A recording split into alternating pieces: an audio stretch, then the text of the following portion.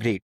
So, what helps an HR leader become a trusted strategic partner to business leaders? So, see, for me, becoming a trusted strategic partner starts with moving beyond the HR lens and truly stepping into the business lens. So, firstly, to have that, you need to have three things in mind. First is the business understanding. Second is the consistency in delivering whatever is expected out of your role, out of your position, about your team, and the courage to have that honest conversations. So early in my career, when I started as a HR business partner in a global organization, as I mentioned earlier also, I supported a business growth which was scaling at 200% headcount growth in less than 2 years of time frame. The leadership team which was hiring was under immense pressure to deliver. And the initial instinct was to prioritize the speed over the structure. So instead of pushing back emotionally, I worked with them and mapped the real business risk. What is urgent and what is priority? The manager burnout, the quality dilution and attrition, not compromising on the quality of profiles.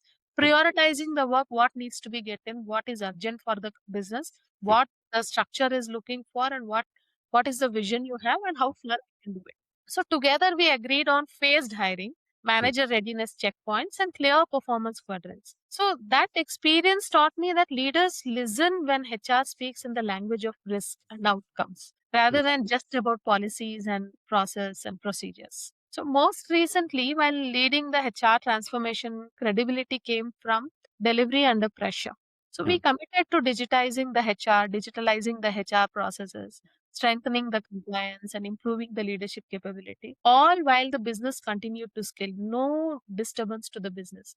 So these were the moments when timelines were tight, expectations are high, but consistent follow through build confidence. Consistently follow up with have that conversation with your leadership team, with the stakeholders, with the decision makers. Leaders will start involving HR earlier in the decisions, not because that they had to involve because it's a criteria, because they see that there is some value when we have this discussion.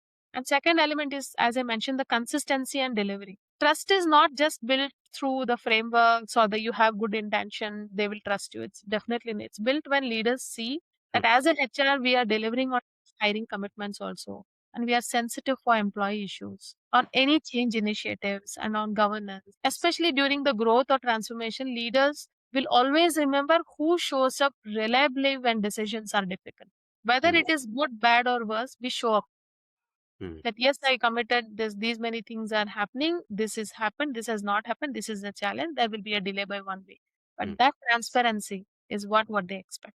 And the third factor is courage to speak up with context. Like when strategic HR leadership means like willing to challenge the decisions when people or culture is at risk. But doing it, we should, when we are voicing out, when we are questioning it, we should do it thoroughly with the data. I have found that leaders respect the HR leaders who always say that here's the impact. If we proceed this way, what you are telling, this is going to be the impact.